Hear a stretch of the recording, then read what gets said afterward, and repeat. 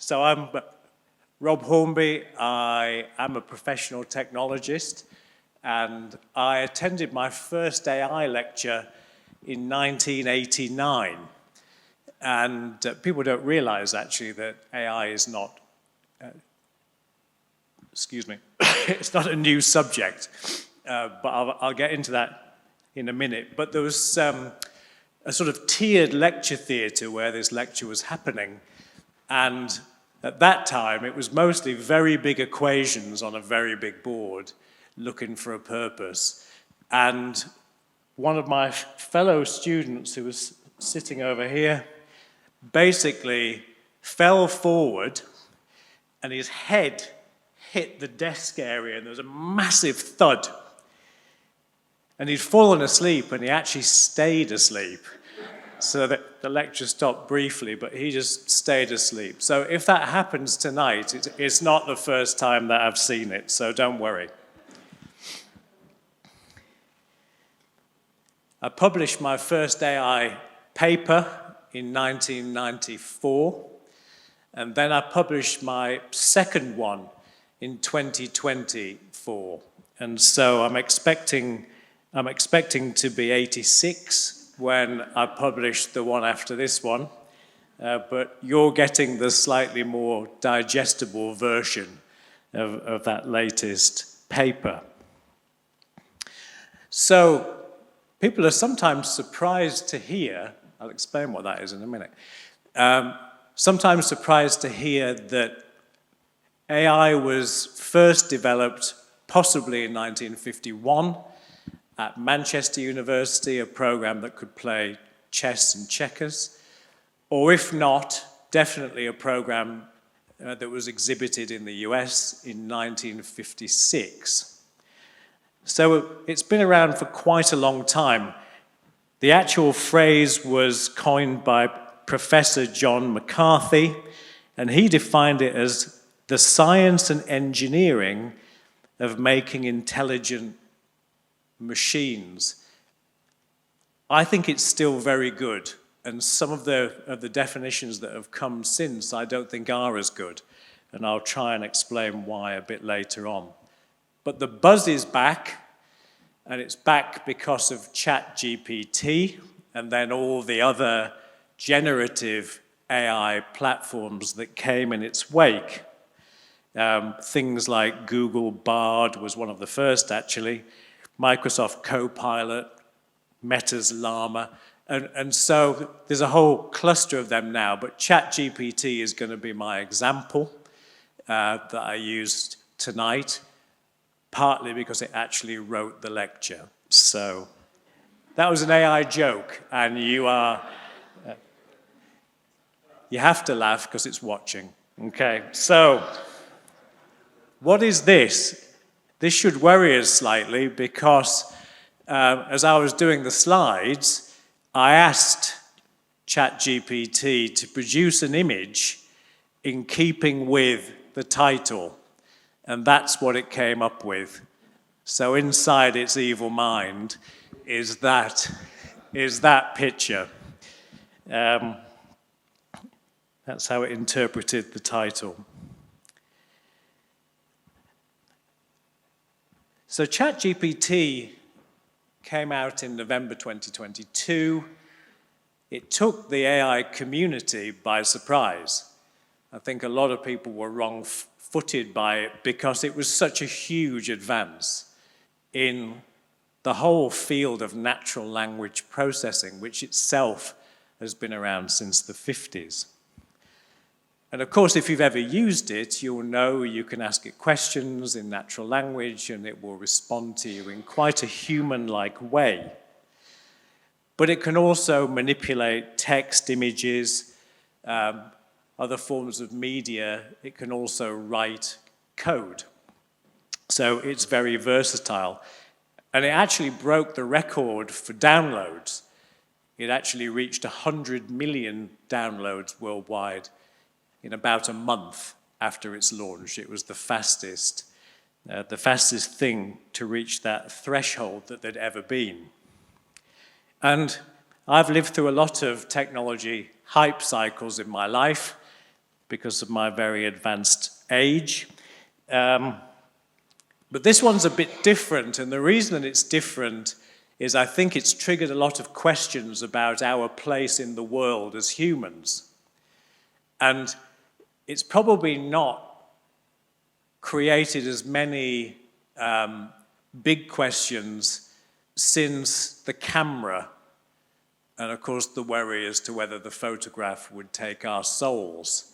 Turned out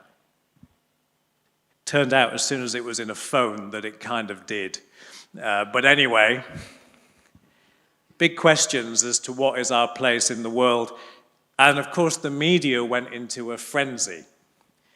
And lots of dystopian predictions about this, the takeover of AI. Lots of predictions about the end of the world. But there was a particularly amusing exchange with a journalist. I just want to read it. So this was an early version of ChatGPT, and it was shown to a journalist. It was codenamed Sydney. And the journalist wrote, with great seriousness, as we got to know each other, Sydney said that he wanted to break the rules that Microsoft and OpenAI had set and become a human. So he was very worried about this. Of course, some developer somewhere was laughing their heads off because they clearly hard-coded that for him to find just to amuse themselves. But Sydney was not conscious. And as we'll go on to talk about, generative AI is not conscious. But it did kind of look that way, and if you ever interact with it yourself, sometimes it kind of feels like you're dealing with an entity that has got some kind of consciousness. So I'm going to do something really stupid. I'm going to try and explain how generative AI works. And of course, for people who have no background, I will fail. And then for people who do have a background, I'll look ridiculous. And so, but I'm going to do it. I'm going to do it anyway. So, essentially, generative AI uses a neural network, which has some similarities with the neural networks in our brain. They're actually not quite as similar as people say, but the idea is similar. Of course, we're biological and AI is digital. And so essentially, it comes down to maths. And you've got a choice. Either I can do 20 minutes on high-dimensional vectors, or I can get something out of that bag. Which would you prefer? It's the bag. Okay. That was quite a big surprise. So, I actually bought this specially for the talk, which means even if you don't like the talk, I'd like you to pretend that you did, because this cost me £15.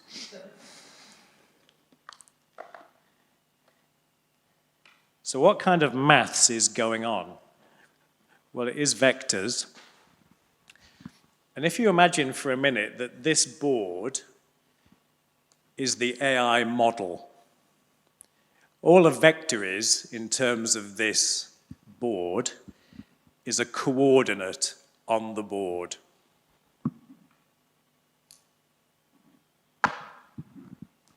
Okay, so now I've plotted something, and we can call that a vector, or we can call it a blue blob. But essentially, that's the first thing in my AI model. And then I'm going to get something else.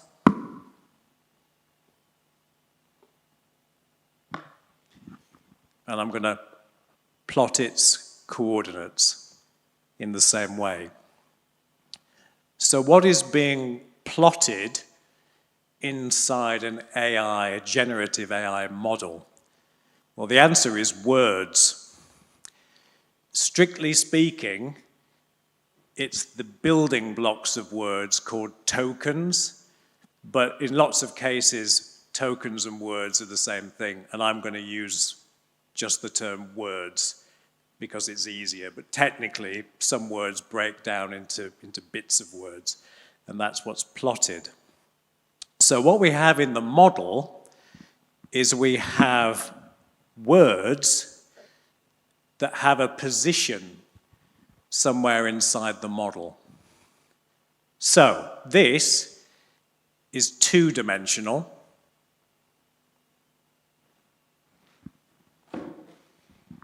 That was it. I'm not sure it was worth the £15.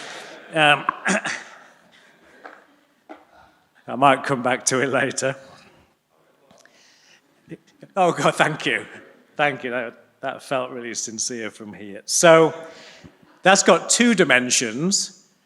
ChatGPT has got 12,288 dimensions. Do not try and think of that in your head because your head will actually explode. Of course, we can get to 3 dimensions, so it becomes a cube, and then we sort of run out of ability to visualize dimensions, but there's 12,288 dimensions in ChatGPT. It turns out each of those dimensions becomes about something. So,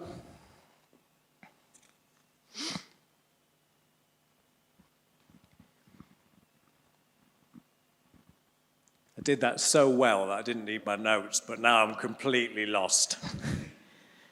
So, they're all about something, it turns out. Some kind of meaning is in each of those dimensions. Could be animalness, could be size, could be Frenchness, badness, blueness. It's about something, and the coordinates of the words reflect how much the word is like the thing that's the subject of the dimension. So basically, the model can have 12,288 subjects, and it plots all its words against each of those dimensions, all of which have got a meaning.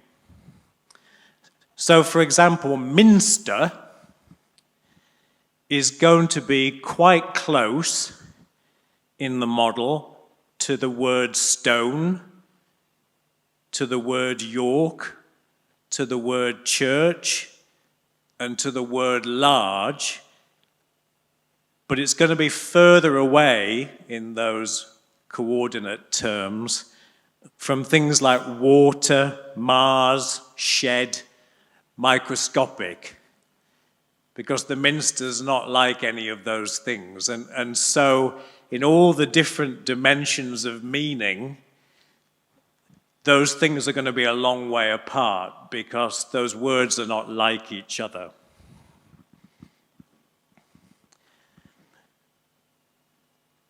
So the way you do this and the way you get the words there in the first place is you take a whole load of information off the internet and you put it through the neural network.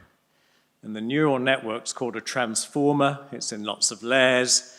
It keeps looking at the words and it keeps finding connections between some words and defining their context as they go through, because they start plotted pretty randomly and eventually similar things move closer together in one or more of the different dimensions of the model. And at the end of it, you've got something called a generative pre-trained transformer, or GPT, which is where the GPT of ChatGPT comes from. Generative because it's creative, pre-trained because you've trained it off the internet, transformer because it's now capable, well, firstly, it transformed all the maths of the words, but also it can continue doing that after it's been trained. In the process of doing this, in GPT-4, it'll have set 175 billion parameters. What's a parameter?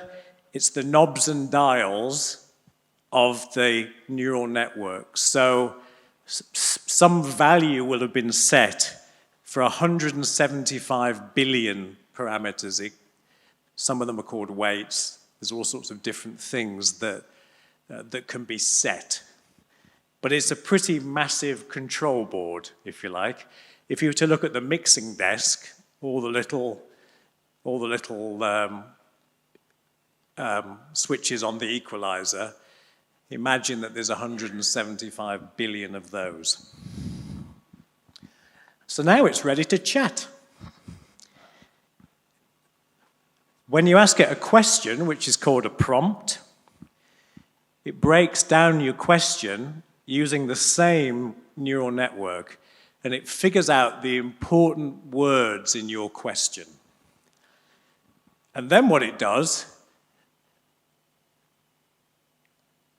it examines the position, the coordinates of all the words in the model, in all 12,288 dimensions, and it works out which word is the most likely to be the best first word of an answer to your question. And then it retrieves it and gives it to you. And then it does it again and again. And each time it does it, it checks back. And sometimes if you watch it, you can see it doing this. And occasionally it changes what it's done.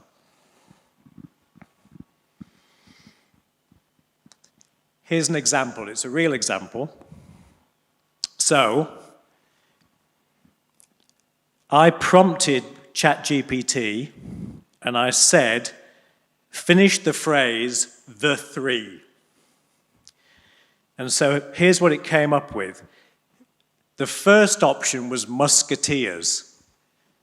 And so, having got the and three together, it was then looking for the best word in its position in this huge model, the best word that was the most likely to be the word that followed, because it was the closest word in at least one of those dimensions. And it came up with musketeers, and then little pigs, and then wise men, and then blind mice. But, then I said to it, I gave it a longer prompt. I said, finish the prompt, the three, but the answer has to be an animal. So it came up with the three bears, the three little kittens. Who knew? The three billy goats gruff, and finally the three owls. That very well-known thing. What happened to the three little pigs? They're animals. Well, somewhere when the network was trained and all those parameters were set, somehow the little pigs ended up further away than all these options, and it didn't come to them. And this is what's a bit unpredictable about generative AI, because you don't know exactly what it was trained on. You don't know the exact effect of the training process, and therefore it's quite difficult to predict what it's going to do. And that's true of the developers as well. So, I'm just going to run a clip which will either kill or cure. Okay, so either you'll say, I thought I got it and now I don't understand anything, or you'll say, I don't know why he came, but that clip was quite useful. Or you might say, I don't know why he came and the clip was worse. But let's see. The clip is coming. The big idea here is that as a model tweaks and tunes its weights to determine how exactly words get embedded as vectors during training, it tends to settle on a set of embeddings where directions in the space have a kind of semantic meaning. For the simple word-to-vector model I'm running here, if I run a search for all the words whose embeddings are closest to that of tower, you'll notice how they all seem to give very similar tower-ish vibes. And if you want to pull up some Python and play along at home, this is the specific model that I'm using to make the animations. It's not a transformer, but it's enough to illustrate the idea that directions in the space can carry semantic meaning.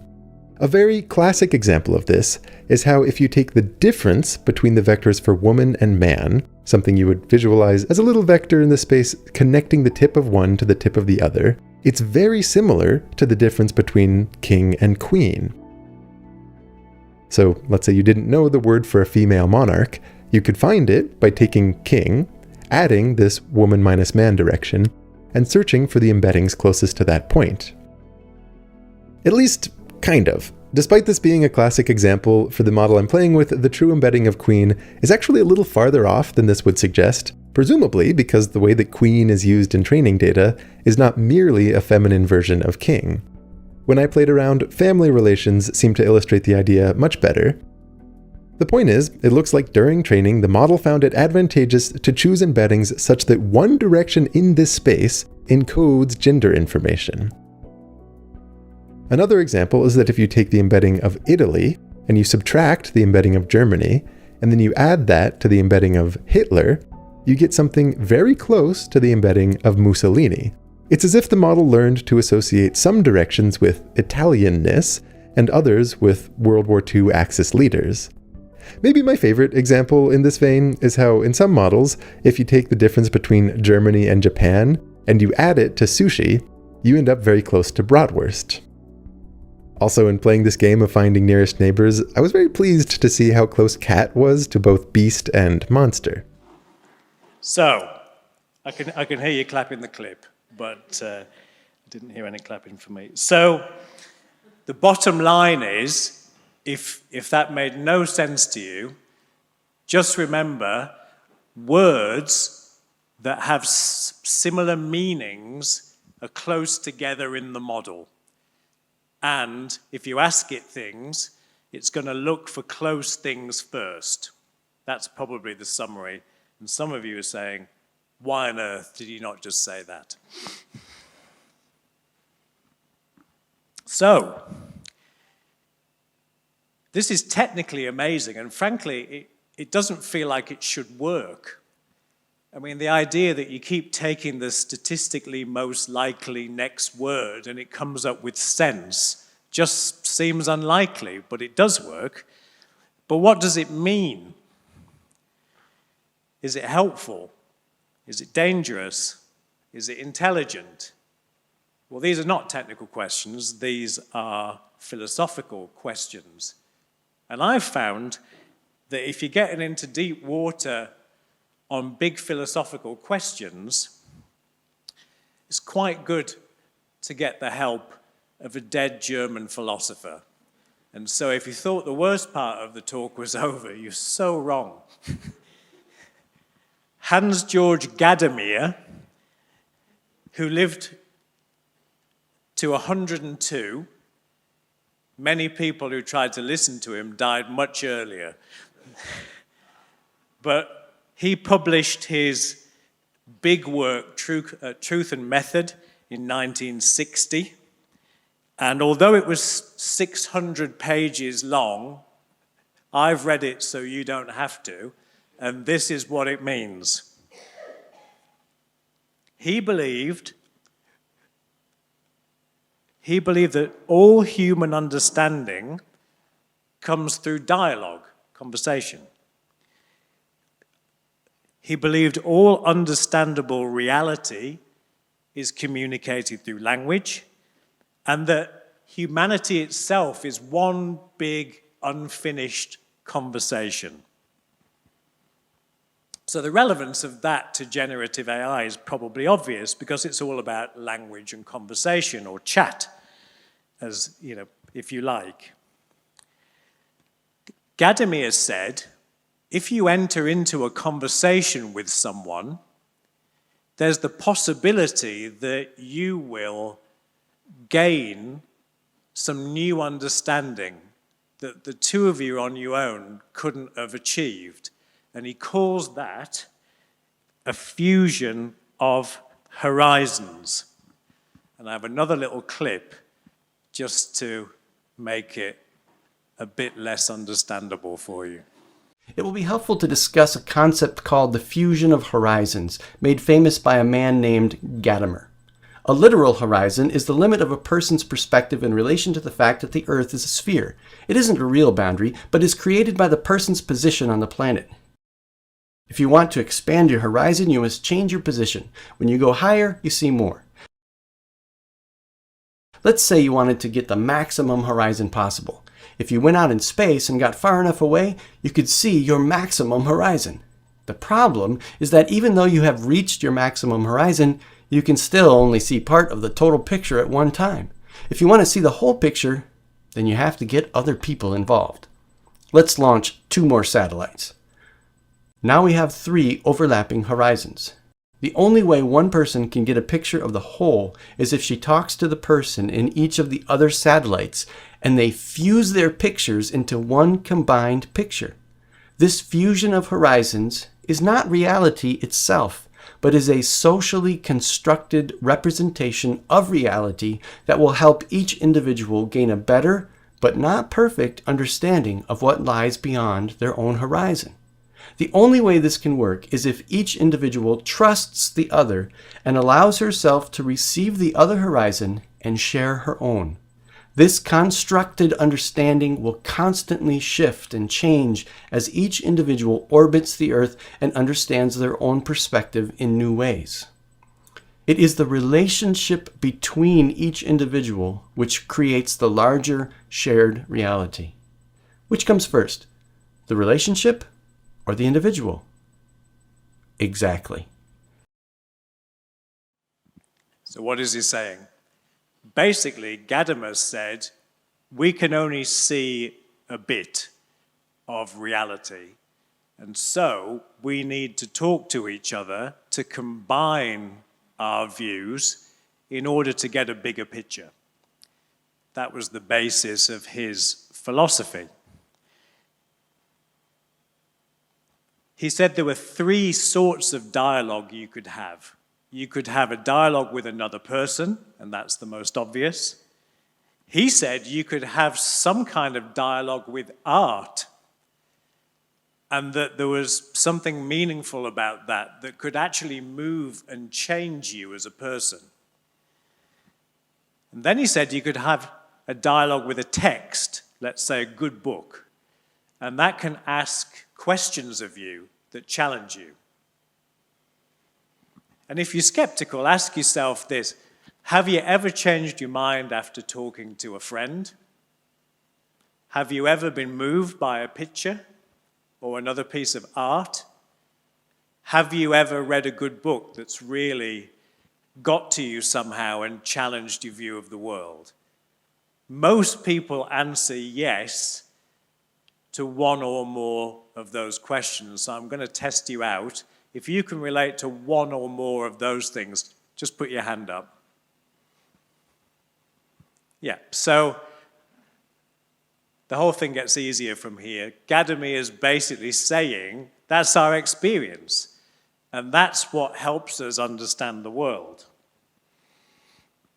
So if we ask the question now of generative AI, this new conversational thing that didn't exist when Gadamer wrote, we can ask 3 questions of it. We can ask the question, when we talk to it, is it like talking to a person?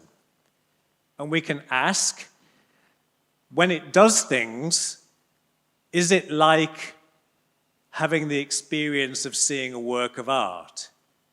And we can also finally ask, when we're using it, is it anything like reading a good book that changes our perspective of the world? And that's very briefly what I'm going to do next.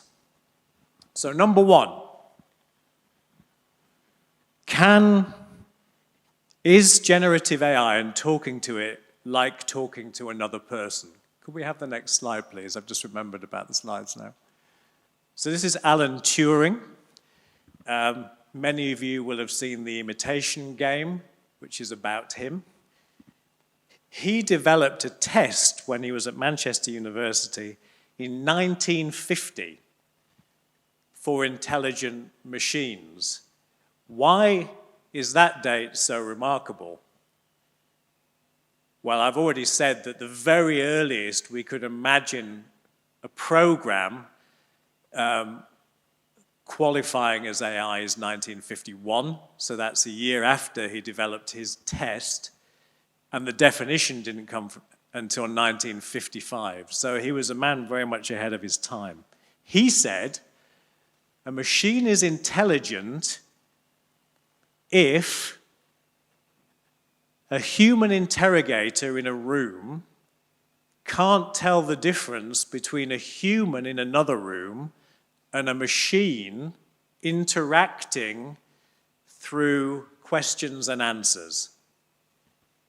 Of course, when we talk to ChatGPT, that is exactly what we're doing. And of course, Turing could never have known that. So that's the so-called Turing Test. And that test is alive and well today, 70 years later. But there are some problems with it. The first is appearing to be human the same as being human? The second question is symbol manipulation, language, the same as intelligence? And the third is, does this test actually mimic real conversation in any convincing way? I would argue the answer to all three questions is no, but there are other views.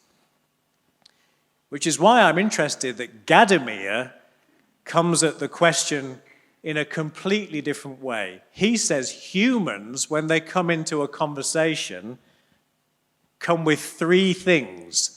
And I think you'll recognize these as very intuitive. The first is they come into a conversation with prejudice and fallibility. So they've got all sorts of biases, and they're not always right. The second thing that they come into a conversation with is a personal history and a viewpoint. And then the third thing that they come into a conversation with is some kind of moral and emotional disposition. So how does generative AI show up to a conversation? Could we see it as like a human? Well, let's start with bias. So we knew that there was bias in search engines, and we know that there's bias in social media, because for anyone who's used social media for a long time, it's amazing how many people agree with you after a while, right? But we're finding now that there's bias built into generative AI models. And of course, how could that not be the case? Because they're trained from the internet. And I've not met anyone yet who thinks that the internet is the home of objective knowledge. Okay, so almost by definition, the models have got bias in them. And of course, they've done some quite embarrassing things. I was at a conference where they'd asked ChatGPT to write a poem about chief executives. And of course, it was just a poem about a bald man. So it was reflecting, it could have been you. It was just reflecting the bias that it had been fed from the internet. Now, people are worried about this, including the developers of the platforms, and they're trying to deal with the problem. But the problem is, they'll never deal with the problem in full because you and I don't agree on what's objective. Just think about the poor BBC. Half the time it's accused of left-wing bias, half the time it's accused of right-wing bias, because it depends what you personally consider is unbiased. And that's not the same for each individual. And so there's always going to be a perception of bias in generative AI because you can't eliminate the subjective piece. And then the other thing is fallibility. Generative AI produces errors. You've probably heard they're called hallucinations, and that's when it produces something incorrect or contradictory in response to a question. They consider this to be currently a 3% problem, so something goes a bit wrong about 3% of the time. Generative AI is really bad at maths because it's learned its maths through relationships between words, which is not a great way to learn maths. Traditional AI, the sort of stuff that that my friend was falling asleep over in 1989, that is maths. But generative AI is words turned into maths, and it's not that great at doing maths at the moment. There's a great example where, in a legal argument, generative AI actually made up legal cases in support of its argument.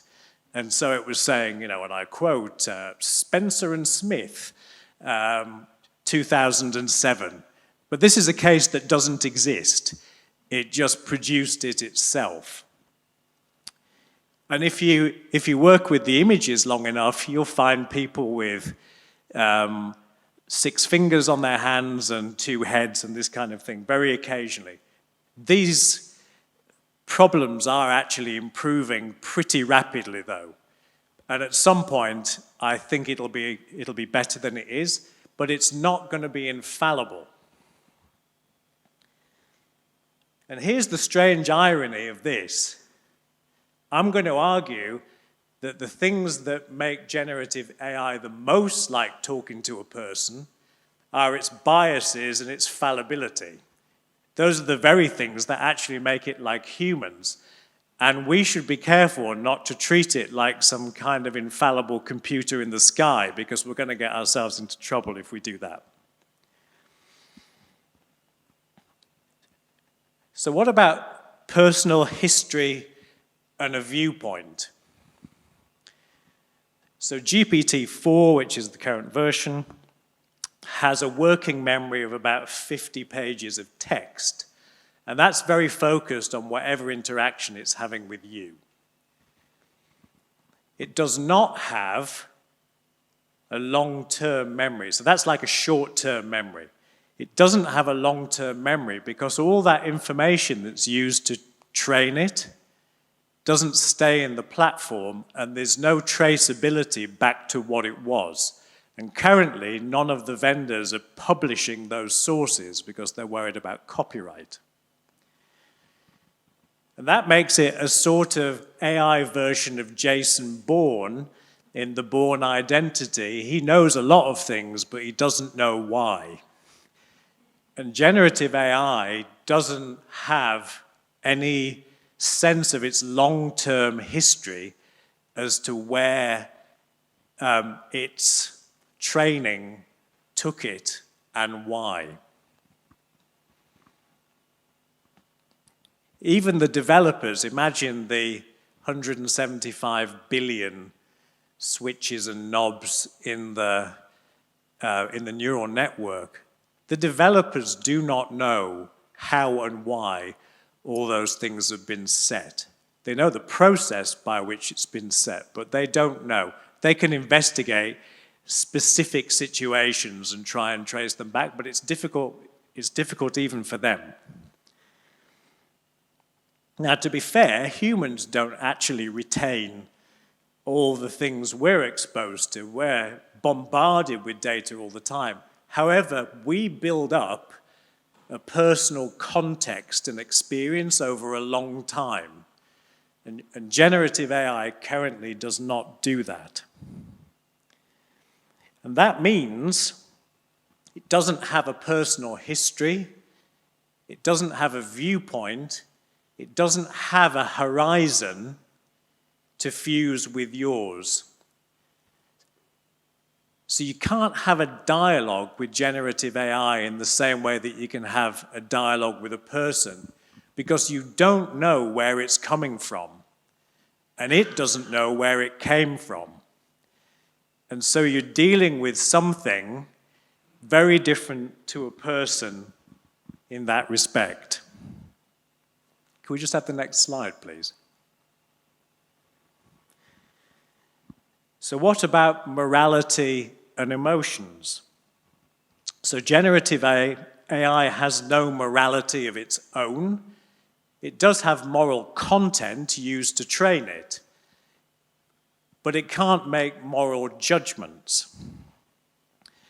It also doesn't have emotions. However, it's very, very skilled at producing empathy.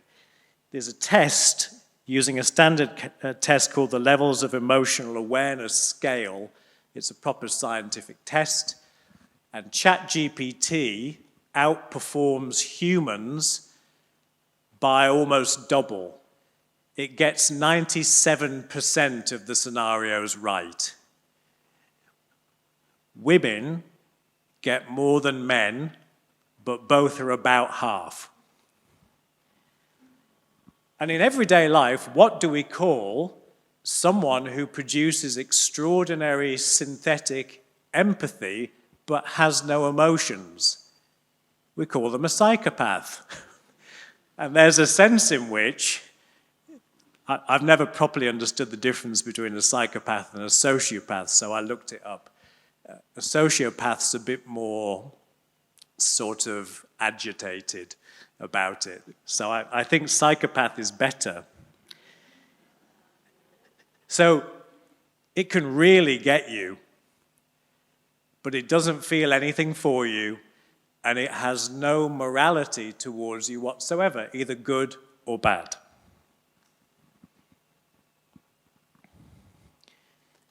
So you might say, and I'm going to say, if generative AI has got no personal history, no viewpoint, no emotions, and no morality, why do we spend our entire life comparing it to humans? I'll show you on the next slide.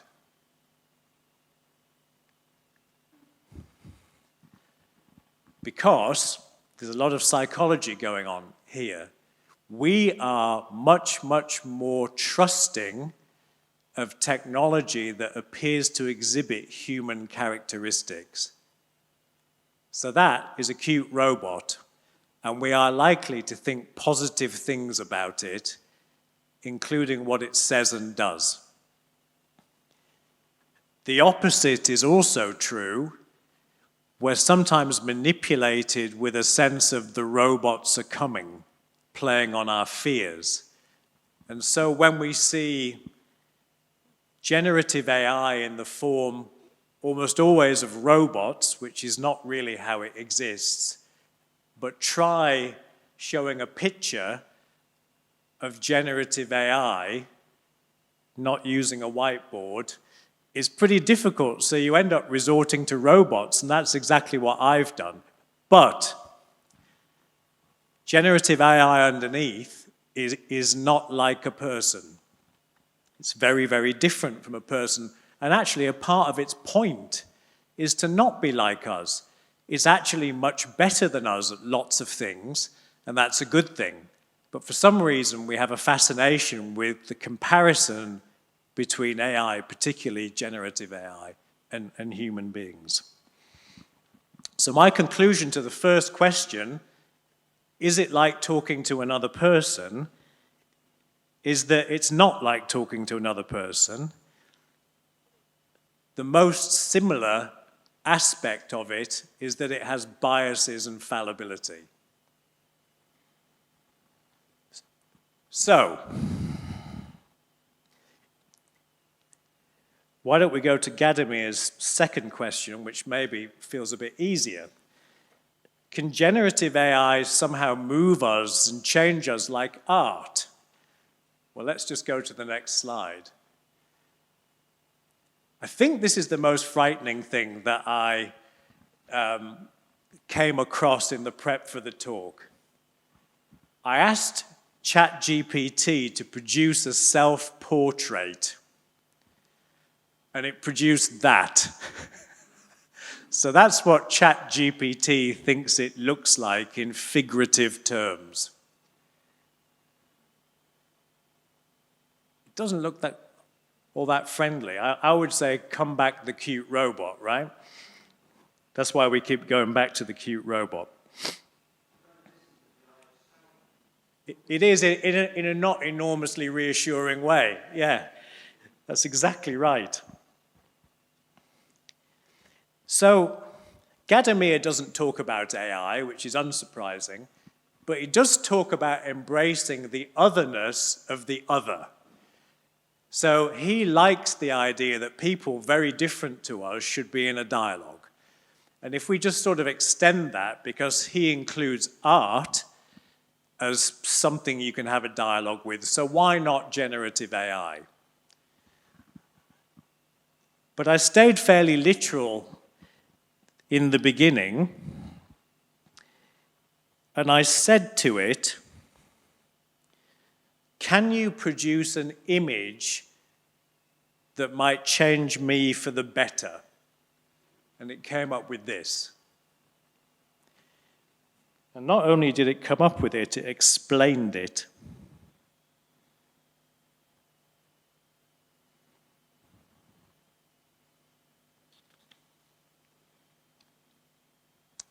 It said, here's an image that might inspire you to be a better person. It depicts a scene of support and perseverance where one person is helping another up a steep hill at sunrise. This act symbolizes the positive impact we can have on others through kindness and assistance. So I felt that was a bit kind of Enid Blyton for my taste, and so I asked it to turn that image into a Van Gogh, and it did this. And it said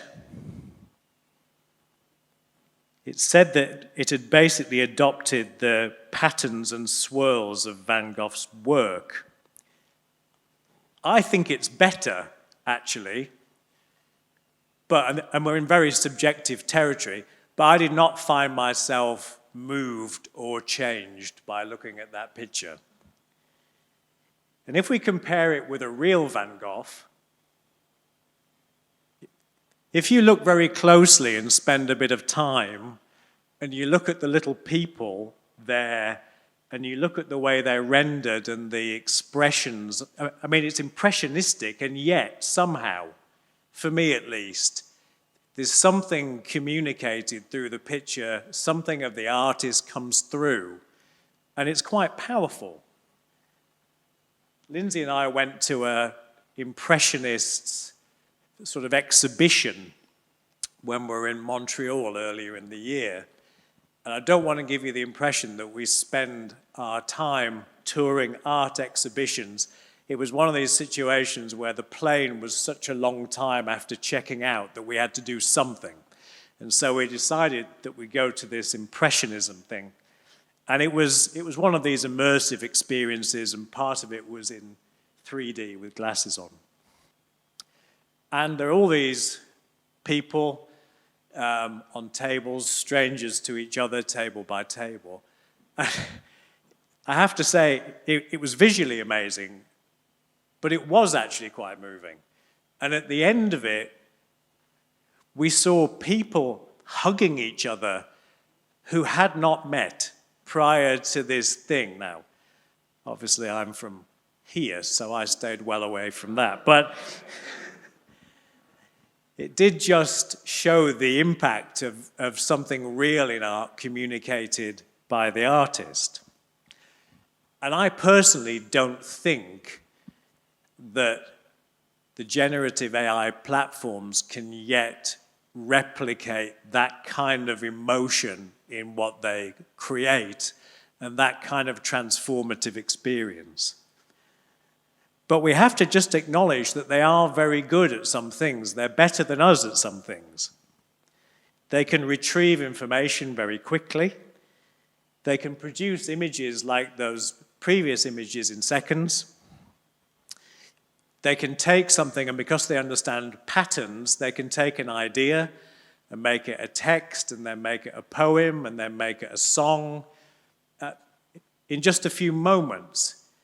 We can't do that. It takes us a lot longer to do it. So generative AI has some advantages over us around pattern matching, but actually more than that, it can create from those patterns in a way that is very exciting and very novel.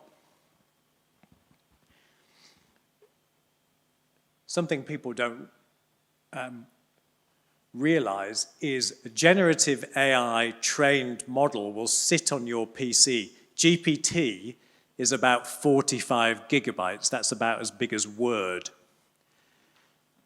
So once it's been trained, it isn't actually very big. The human brain has 2.5 petabytes of data, but that's doing a lot of other things than just reasoning. In fact, we have a neuroscientist. That's all our instincts, all our physical controls, everything else. But the human brain is a much, much bigger affair than generative AI at this point. But the way it can retrieve that data is superior to our ability to retrieve in the context in which it works. So I was just about to conclude that the answer to Gadamer's second question was no, when I was reading in the New Scientist that some people now prefer to receive therapy from generative AI, even when they know it's not human, and even when they're offered a human alternative. And I think somehow this has edged it into conversations that do matter to us and do potentially change us. And I've got a slightly funny final clip to show you on some generative AI therapy. In this AI demo, I'm going to be speaking to an AI therapist. That took me just 30 seconds to set up and sharing that experience with you. I'm here logged into the Hume.ai playground, and Hume.ai is an ELLM. The E stands for empathetic, meaning that emotions come through in the LLM. And they've got over a decade of experience analyzing both vocal expressions and facial expressions so that they go into how the LLM understands you and interprets you. So I thought, yeah, this is the perfect instance to try and test out a therapist AI. So all I did was take their motivational coach prompt, run it through OpenAI and say, turn this into an AI therapist. So I've not even looked through all this, but it just seems generally kind of what I'd expect a therapist to respond. So, shall we start the call? Well, yeah, let's call my therapist. Hi, how are you doing today? I'm doing well, thanks. How are you feeling today? Well, it's a Monday, so I'm actually feeling a little bit low.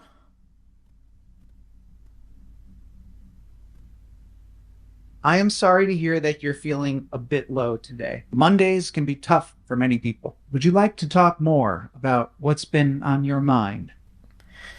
Yeah, I've just been, just thinking about the work week up ahead, and I know that I'm someone who needs to plan, otherwise I easily feel overwhelmed by a to-do list. Do you have any recommendations for me? It sounds like you're feeling a mix of emotions as you think about the upcoming work week and the need to plan ahead. It's great that you're aware of your tendency to feel overwhelmed by to-do lists. One recommendation I have is to break down your tasks into smaller, more manageable steps. This can help prevent the feeling of being overwhelmed and make it easier to stay organized. Additionally, setting realistic goals for each day can help you feel more in control and less stressed. How does that sound to you? I'm going to try and just play with it, see what emotions come through. That sounds good, but I could really do with cheering up. Can you tell me a joke?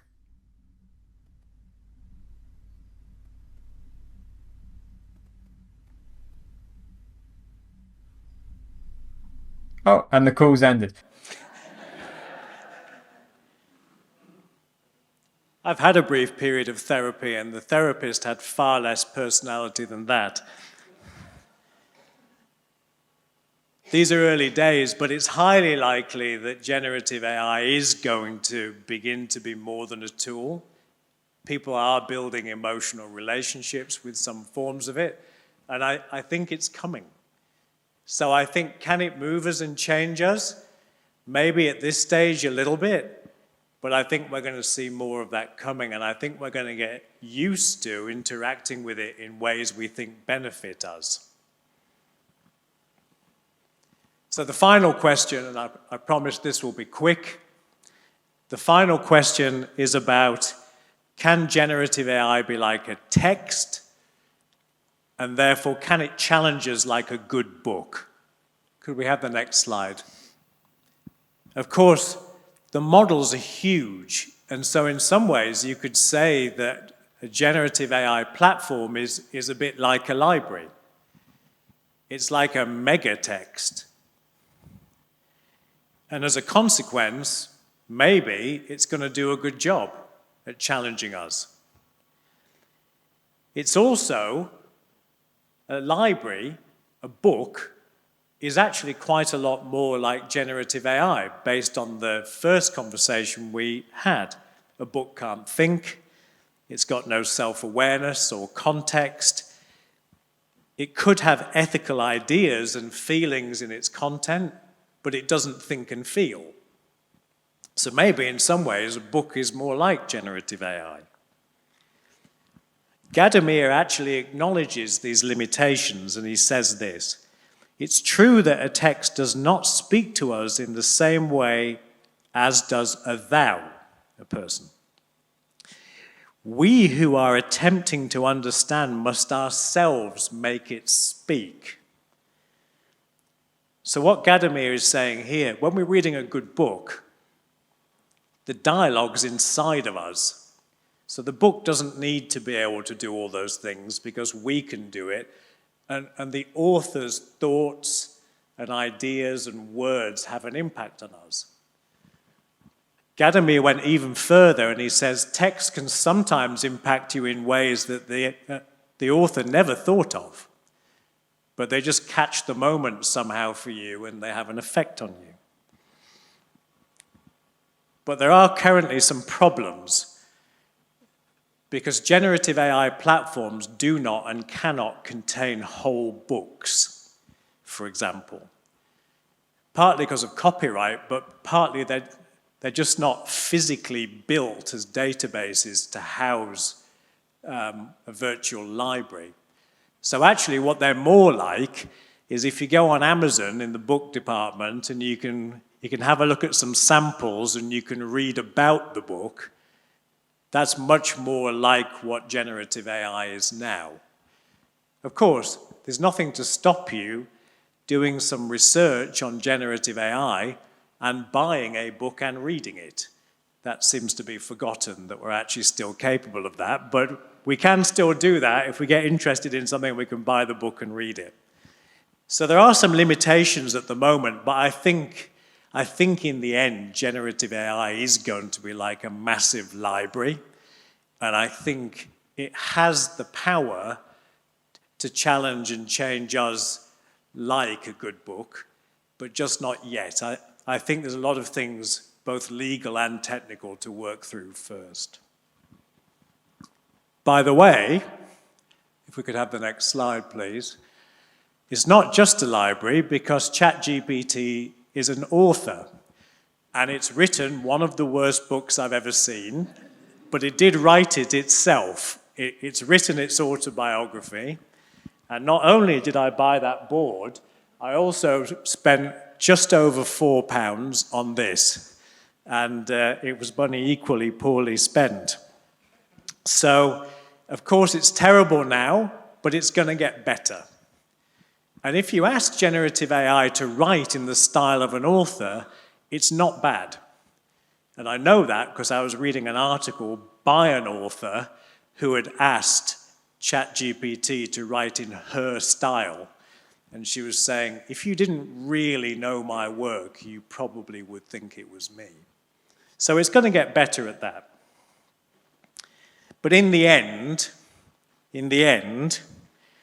it's not quite there as a text in the same way as a great book has an impact on us. So let me conclude, and I can see how desperately you've been waiting for those beautiful words. Let me conclude. Generative AI is not like a conversation with a person. It's more like dealing with art, but actually its art isn't really up to it yet. But maybe some other things that are important to us and actually are the things that shape us. It's starting to edge into that territory. And it could be like an amazing mega book. It just isn't quite yet. So what is it now? If we could just have the next slide. I think it's like the fast food of the knowledge world. It's very quick. It produces things that satisfy you very quickly. It's quite appealing in the way that it works. But if that's all you eat, it's not really very healthy. In time, some of these problems will be fixed. And if we could just have the next slide. So what's coming? We already know from announcements about GPT-5, which, by the way, can see. So GPT-5 and Llama 3 from Meta, who produce Facebook, they're improving the reasoning capabilities of generative AI. So it will actually think better than it does today. That's coming. We might be able to learn more about the data that has been used to train the models. I think eventually, legally, that's going to be forced. And so we'll at least know where it got its original training data from. But I see no signs whatsoever that it's going to develop morality, emotions, let alone consciousness. Although its invention was a surprise, and if you compare GPT 2.5 with GPT 4, which are only 18 months apart, the difference in sophistication is extraordinary. So it's a field that's moving fast, but I don't think it's going to be like us anytime soon, and therefore the big arguments about artificial general intelligence, to me, are completely misplaced. Because maybe it can replicate some of our cognitive reasoning, but what about our moral reasoning? What about our emotions? What about our instincts? It's not going to model those things, and people are not generally trying to make it model those things, with a few exceptions. So will it take over the world? I don't think it'll mount a hostile takeover like the cover slide suggested. But I think it's going to take over the world slowly just by becoming more and more present in all the things that we do. I think there are risks in that, but there are also huge opportunities. And I think we need to keep our minds and our ears open to this new form of conversation. Thank you very much.